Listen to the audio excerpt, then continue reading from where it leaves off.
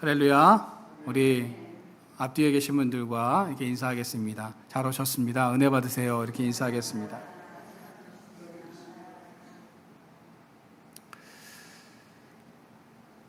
여러분, 세계 3대 축제를 아십니까? 아주 세계적으로 유명한 축제들이 3개가 있는데요. 브라질의 리우 삼바 카니발 알고 계시죠?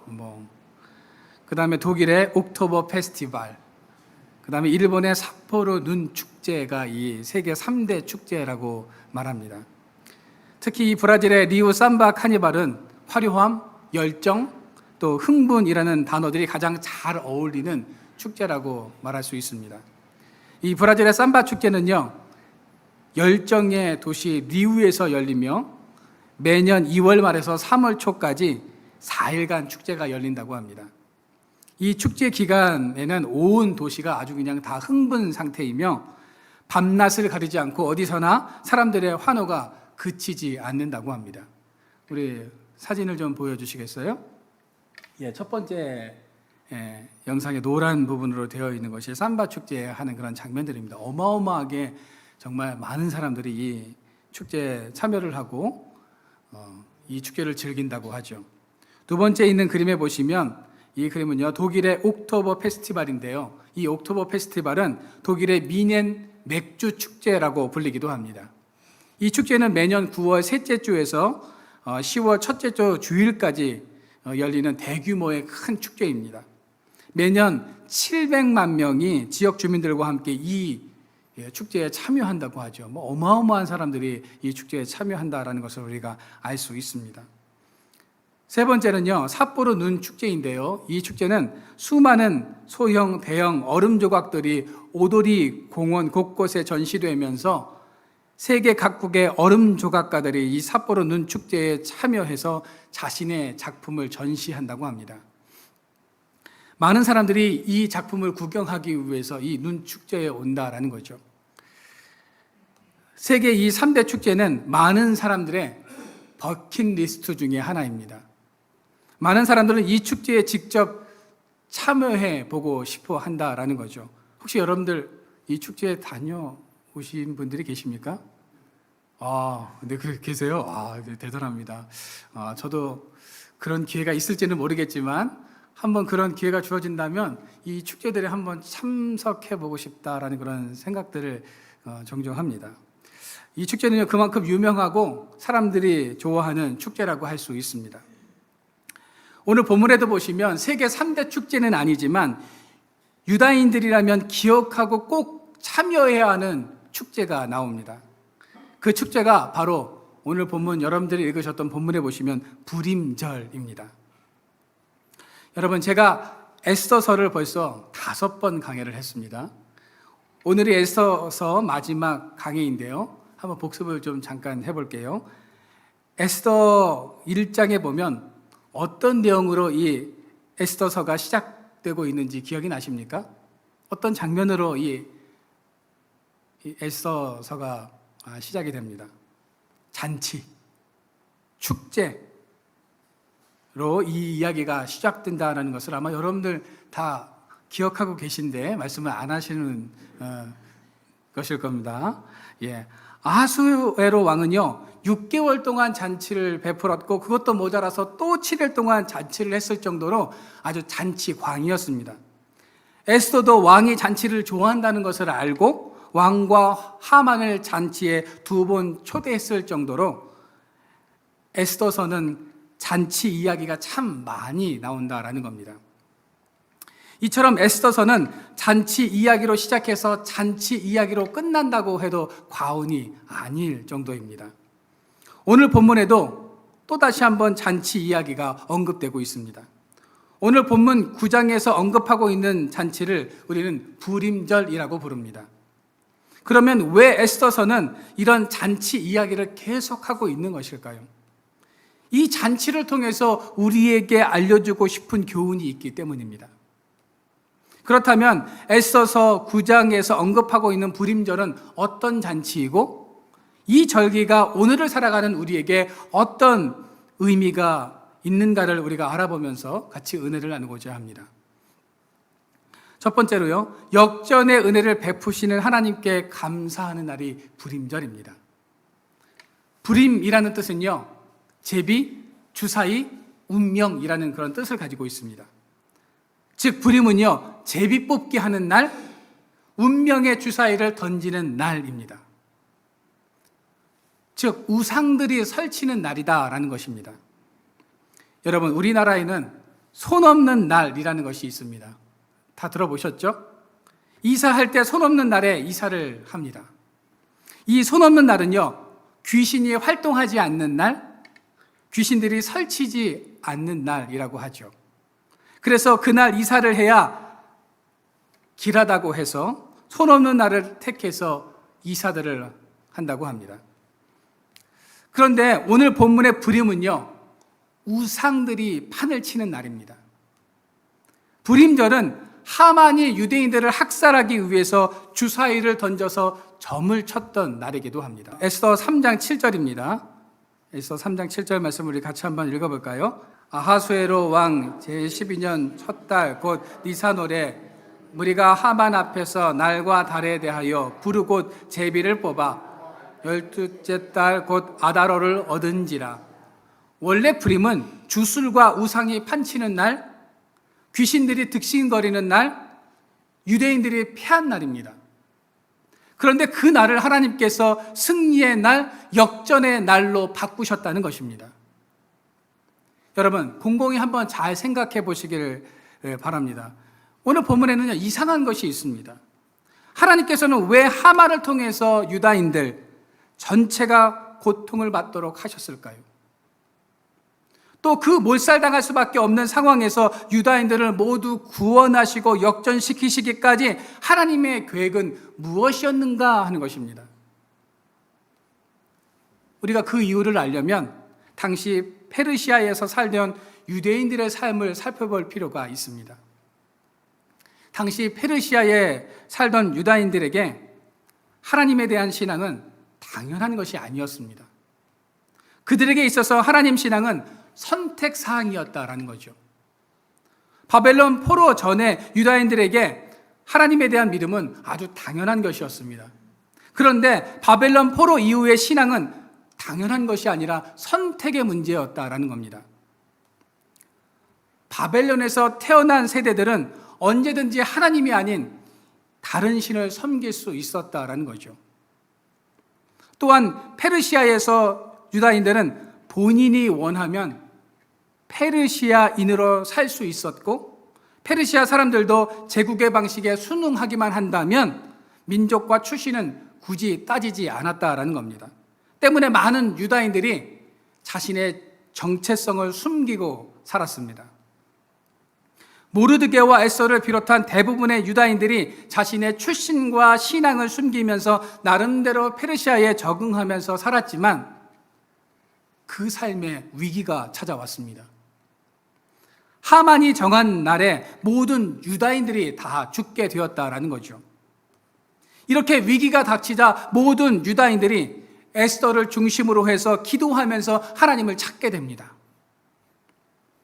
하나님을 기억하면서 하나님께로 돌아오게 되었다라는 거죠. 그리고 하나님을 따르겠다라고 결단을 합니다. 그러자 하나님께서 역사하셔서 멸망의 날을 축제의 날, 승리의 날로 바꾸신 것입니다. 그렇게 하나님의 은혜로 죽음의 날이 감사의 날로, 축제의 날로 바뀐 것이 불임절입니다. 오늘 본문 22절 말씀을 같이 한번 읽어보도록 하겠습니다. 시작. 이달 이날에 유다인들이 애적들에게서 벗어나서 평안함을 얻고 슬픔이 변하여 기쁨이 되고 애통이 변하여 길한 날이 되었으니 서로 예물을 주며 가난한 자를 구제하라 하며. 여러분, 슬픔이 기쁨으로 바뀌어지고 애통이 찬송으로 바뀌는 것은 그냥 일어난 기적이 아닙니다. 이제부터는 내가 하나님의 사람으로 살겠습니다 라고 결단하고 결심하며 기도했기에 이런 놀라운 일들이 일어났다라는 겁니다.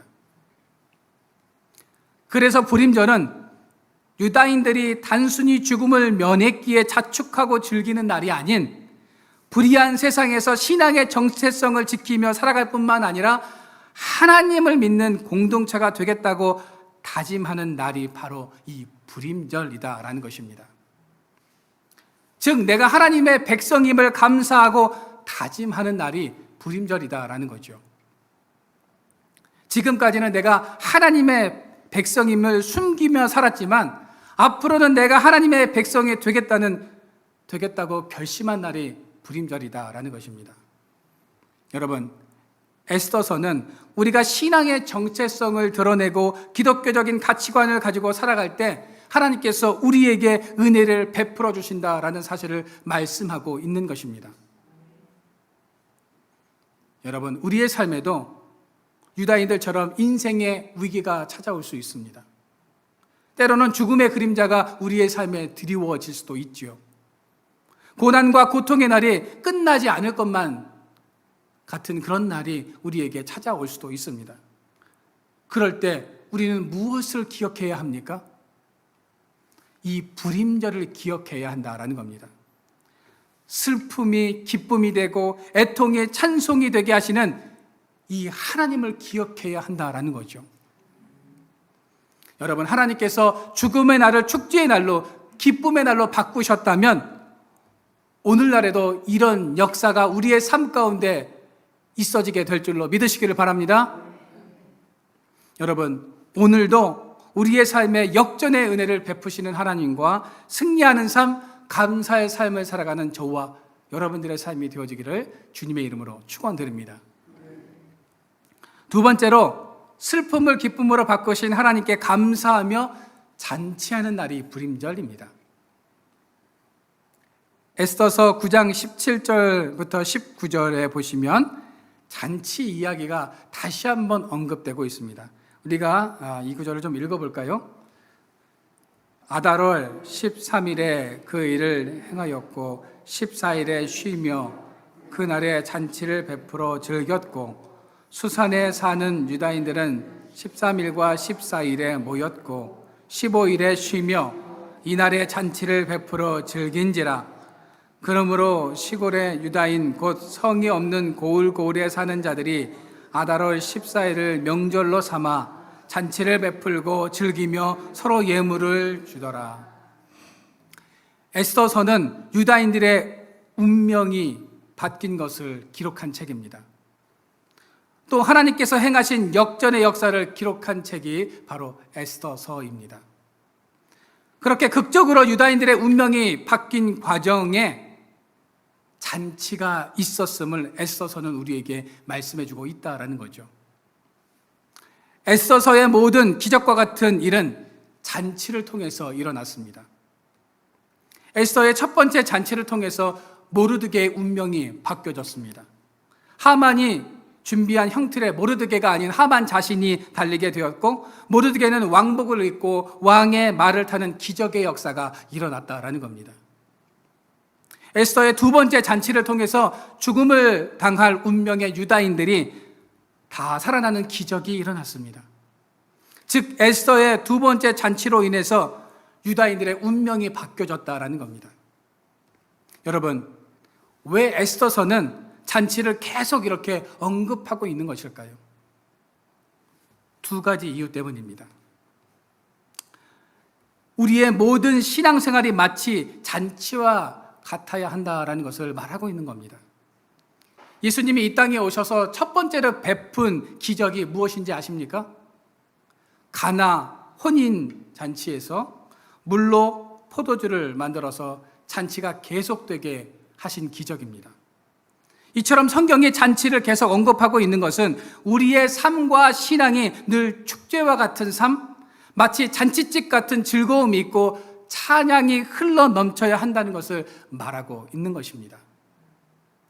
하나님의 교회 안에서는 기쁨의 잔치가 계속되어야 함을 말씀하고 있는 것이죠. 여러분, 오늘 우리 교회가 창립한 지 2주년이 되었습니다. 지금까지 올리브 나무 교회가 세워지기까지의 모든 과정을 가만히 제가 생각해 보면서 돌아보니까 모든 것이 하나님의 은혜였음을 고백하지 않을 수 없었다라는 거죠. 모든 순간이 하나님의 은혜였고 한순간도 감사가 아닌 적이 없었습니다. 여러분, 하나님께서 우리 교회가 설립되는 모든 과정에 개입하셨고 때로는 전혀 예상하지 못했던 그런 손길들을 통해서 이 교회가 세워지도록 도우셨습니다. 하나님께서 우리 교회를 이렇게 든든히 지금까지 세워주셨고 도우셨다면 분명 앞으로도 하나님께서 우리 교회가 잔치집같이 찬양과 감사로 넘쳐나게 해 주실 줄로 믿습니다. 감사와 은혜의 고백들이 저의 입술을 통해서 넘쳐나게 해 주실 줄로 믿습니다. 지금은 미약하지만 이 자리가 차고 넘쳐서 새로운 교회를 건축하게 되는 그런 날이 오게 될 것을 저는 믿습니다. 여러분, 에스더서가 잔치를 계속 언급하고 있는 또 한 가지의 이유는 너희가 세상 잔치와 하나님의 잔치 중 어떤 것을 선택할지를 묻고 있는 것입니다. 에스더 1장에서 언급하고 있는 아하수에로 왕이 주도한 잔치는요, 세상 잔치였습니다. 화려한 왕궁에서 펼쳐진 잔치는 산의 진미가 막 그득그득했고요, 술이 끝도 없이 나오는 잔치였습니다. 이 잔치는 화려하기는 했지만 언제 어떻게 왕이 변덕을 부릴지 알지 못해서 눈치를 보는 잔치였다라는 거죠. 그래서 평안함이 없고 즐거움이 없고 기쁜 잔치가 아니었습니다. 이 잔치는 아하수에로 왕을 위한, 그 혼자만을 위한 잔치였다라는 겁니다. 그러나 오늘 본문 9장에 나오는 잔치는요, 기쁨과 하나님의 은혜로 충만한 잔치입니다. 이 잔치는 유다인 모두가 즐기고 기뻐하는 잔치였습니다. 마치 천국 잔치와 같았다라는 겁니다. 에스더서는 이 잔치 이야기를 하면서 너는 어떤 잔치에 참석할지를 선택하라고 우리에게 말씀하고 있는 것입니다. 화려하고 먹거리가 풍성하지만 기쁨이 없는 잔치에 참석할 것인지, 아니면 화려하지는 않지만 진정한 기쁨과 감사로 충만한 이 잔치 자리에 참석할 것인지 선택하라라는 거죠. 여러분, 우리의 신앙생활은 축제이고 잔치여야 합니다. 늘 축제와 같은 삶, 잔치와 같은 삶, 이런 삶을 살아가야 한다라는 것입니다. 에스더서는 지금 우리들이 드리고 있는 예배가 바로 기쁨과 감사로 충만한 잔치인가를 묻고 있는 것입니다. 제가 여러분들에게 묻겠습니다. 지금 여러분들이 드리는 예배에 기쁨과 감사와 구원의 감격이 있으십니까? 제가 아는 목사님께서는요, 교회 오신 분들에게 제일 먼저 간식을 나눠드린다고 합니다. 예배의 은혜를 못 받으면 간식을 받고 은혜라도 받아야 된다는 그런 소신 때문에 오시는 모든 분들에게 들어오시자마자 간식을 막 나눠드린다고 합니다. 그래서 저도 이 간식을 드릴 때 나갈 때가 아니라 들어올 때 드려야 하는 거 아닌가라는, 저도 그 이야기를 듣고 고민을 한 적이 있는데요. 여러분, 설교를 듣는다고 해서 100% 우리가 다 은혜 받는 것 아니지 않습니까? 어떤 날은 은혜를 받기도 하고 어떤 날은 은혜를 못 받기도 합니다. 그래서 설교의 은혜를 못 받으면 찬양의 은혜를 받아야 합니다. 찬양을 부르는데도 은혜를 못 받으면 우리가 친교의 은혜라도 받아야 해요. 친교하면서 막 서로 이야기를 하면서 은혜라도 있어야 되죠. 친교의 은혜를 못 받으면 어떻게 됩니까? 식사에 은혜라도 받아야 합니다. 여러분, 왜 그렇습니까? 예배는 은혜 받는 시간이기 때문입니다. 그리고 우리의 삶 모든 것이 다 예배 아닙니까? 지금 여러분들이 드리는 이 예배, 11시부터 12시까지 드리는 이 예배가 진정한 예배가 아니라요, 우리의 삶 모든 것이 예배입니다. 그래서 우리의 삶 모든 그 삶 속에 은혜가 있어야 해요. 그래서 무엇이든지 꼭 은혜를 받고 여러분 돌아가야 합니다. 간식을 받아서 은혜를 받건 찬양을 통해서 은혜를 받건, 친교를 통해서 은혜를 받건, 말씀을 통해서 은혜를 받건, 우리는 이 예배를 통해서 은혜를 사모하면서 은혜를 체험하고 집으로 돌아가야 한다라는 겁니다. 여러분, 바라기는 여러분들의 신앙생활과 예배가 늘 기쁨과 감사로 충만한 잔치가 될 뿐만 아니라 여러분들의 가정에도 이런 놀라운 은혜로 충만하게 되시기를 주님의 이름으로 축원드립니다. 셋째로, 하나님께서 베푸신 구원의 은혜와 승리를 기억하고 그 은혜를 나누는 것이 불임절입니다. 오늘날 우리 기독교인들이 불임절의 이 정신을 유지하며 살아가기 위해서는 두 가지 과제를 수행해야 합니다. 하나는 하나님께서 베푸신 은혜와 승리를 기억해야 한다는 겁니다. 그리고 또 한 가지는 그 은혜를 나누어야 한다는 겁니다. 머릿속에 기억하는 것이 아니라 마음에 새겨야 한다는 거죠. 여호수아 4장에 보면 애써서와 비슷하게 기쁨과 감격으로 가득 찬 이스라엘 백성들의 모습이 나옵니다. 그들은 40년 동안 광야에서 방황하다가 이제 요단강을 건너서 가나안 땅에 도착했습니다. 그 감격이 얼마나 컸겠습니까? 눈에서 눈물이 나오고 드디어 내가 이 땅을 밟게 되었다는 감격과 또 그 은혜로 가슴이 아마 터질 듯 했을 겁니다. 이스라엘 백성들이 이런 감정에 도취되어 있을 때 하나님께서 여호수아와 이 이스라엘 백성들에게 어떤 말씀을 하십니까? 여호수아서 4장 3절 말씀입니다. 우리 같이 한번 읽어볼까요? 시작. 그들에게 명령하여 이르기를 요단 가운데 제사장들의 발이 굳게 선 그곳에서 돌 12를 택하여 그것을 가져다가 오늘 밤 너희가 유숙할 그곳에 두게 하라 하시니라. 또 여호수아 4장 6절과 7절 말씀을 다시 한번 읽어보도록 하겠습니다. 시작. 이것이 너희 중에 표징이 되리라. 후일 너희의 자손들이 물어 이르되 이 돌들은 무슨 뜻이냐 하거든 그들에게 이르기를 요단물이 여호와의 언약궤 앞에서 끊어졌나니 곧 언약궤가 요단물이 끊어졌으므로 이 돌들이 이스라엘 자손에게 영원히 기념이 되리라 하라 하니라. 하나님은 왜 요단을 건너 목적지인 가나안에 도달해 기뻐하는 백성들에게 기념비를 세우라고 말씀하셨을까요? 지금의 그 감격을 잊지 말라는 겁니다. 그리고 이스라엘 백성들이 요단강을 자력으로 건넌 것이 아니라 하나님의 은혜로 건넜다는 사실을 잊지 말 것을 말씀하시면서 기념비를 세울 것을 말씀하셨던 것입니다. 그리고 이 사실을 누구에게도 말하라고 말씀하고 있습니까? 자녀들에게도 말해서 기억하게 할 것을 명령하셨습니다. 여러분, 우리 교회 계단에서 올라오시다 보면 현판 하나가 한 2층과 3층 중간에 붙어 있는 것을 아마 보셨을 겁니다. 어떤 분들은 왜 이렇게 그 사람들의 이름을 이렇게 써놓느냐라고 말씀하시는 그런 분들도 계셨습니다. 그러나 제가 이 현판에 그 도움의 손길을 주셨던 분들의 이름을 써놓은 것은요, 그 은혜를 잊지 않겠다는 겁니다. 내 마음에 새기겠다는 의미에서 그 현판에 그분들의 성함을 올려놓았습니다. 여러분, 사람의 기억은요, 한계가 있습니다.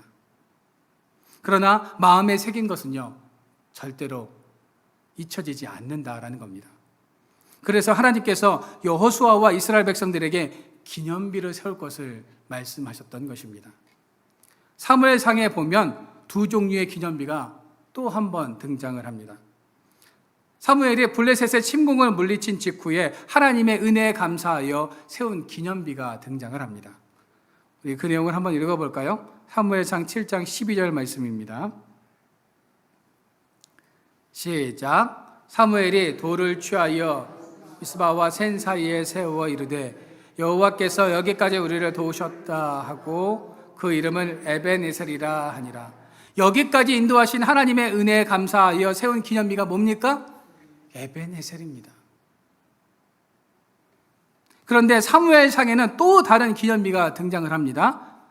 사무엘상 15장 12절입니다. 우리 같이 한번 읽어보도록 하겠습니다. 시작. 사무엘이 사울을 만나려고 아침에 일찍이 일어났더니 어떤 사람이 사무엘에게 말하여 이르되 사울이 갈멜에 이르러 자기를 위하여 기념비를 세우고 돌려 길갈에 내려갔다 하는지라. 아말렉과의 전투에서 승리한 사울은 자신을 위해서 기념비를 세웠습니다. 자신을 드러내고 자신의 위엄을 높이기 위해서 기념비를 세웠다라는 거죠. 사무엘상은 우리에게 너는 어떤 기념비를 세우며 살아갈 것인가를 지금 우리에게 묻고 있습니다. 사울처럼 자신을 높이고 칭찬하면서 교만한 삶을 살 것인가? 아니면 여기까지 나를 인도하시고 도우신 하나님의 은혜에 감사하며 살 것인가? 선택하라는 겁니다. 여러분, 사무엘서는 우리가 어떤 기념비를 세우느냐에 따라서 인생에 달라질 것을 말씀하고 있습니다. 사울은 자신을 위해서 기념비를 세우다가 결국 어떻게 되었습니까? 교만하여서 모든 것을 다 잃고 말았다라는 겁니다. 그 가정이요 모두 무너져버리고 말았습니다. 그러나 하나님의 은혜에 감사하는 삶을 살아가게 되면 하나님께서는 다윗처럼 천대에 이르는 복을 우리에게 허락하여 주시는 것입니다. 여러분, 이처럼 하나님은 당신의 은혜에 감사하는 사람에게 복을 허락하여 주십니다. 그리고 그 사람들로 하여금 이 기쁨과 감격을 이웃과 함께 나누며 살아갈 것을 말씀하고 계십니다. 오늘 본문 22절 후반절 말씀해 보시면 이렇게 되어 있습니다. 이 두 날을 지켜 잔치를 베풀고 즐기며 서로 예물을 주며 가난한 자들을 구제하라 하매 라고 되어 있습니다. 22절에 보시면 잔치를 베풀고 즐기면서 가난한 자들을 구제하라고 명령하고 있습니다. 너의 삶에 좋은 일이 생기고 기뻐할 만한 일이 생기거든 혼자만 너무 좋다 킥킥대면서 좋아하지 말고 가난한 이웃들과 같이 기뻐하며 공유하며 함께 나눌 것을 명령하고 있다라는 거죠. 왜 하나님께서는 모르드게를 통해서 잔치를 베풀고 이웃들과 공유하며 함께 나누는 삶을 살라고 명령하고 있는 것입니까? 교만한 삶을 살지 않기 위해서입니다. 이 모든 것이 나 혼자 이루어낸 것이 아님을 깨닫게 하기 위해서입니다. 여러분, 내가 잘된 것은 내가 잘나서가 아니라 하나님의 은혜이고 누군가의 기도가 있었기 때문입니다. 내가 잘나서 성공하고 잘되었다고 생각하는 사람들은 결국 사울과 같은 그런 결말을 얻을 수밖에 없다는 것입니다. 여러분, 결론을 맺겠습니다. 우리 인생의 불임절이 찾아오면 역전의 은혜를 베푸신 하나님께 감사하시기를 바랍니다.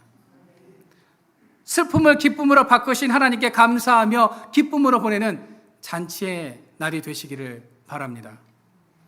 그리고 하나님께서 베푸신 은혜와 승리를 날마다 기억하며 그 은혜를 이웃들과 함께 나누는 삶을 통해서 이 땅에서 천국을 경험하며 살아가는 저와 여러분들의 삶이 되어지기를 주님의 이름으로 축원드립니다.